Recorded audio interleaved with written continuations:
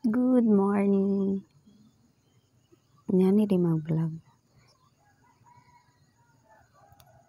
Good morning everyone.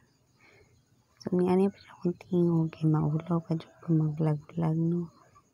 Tayo pa kayo sa alas 4 pa sa kadlawon. Kamata na ko guys. Kay naisilingan. Sapa kayo si Pangayo sa Pika Silingan tindahan. Kaya mapalit lagi daw siya niya alas 4 pa. Sumutong sulian sana ko niya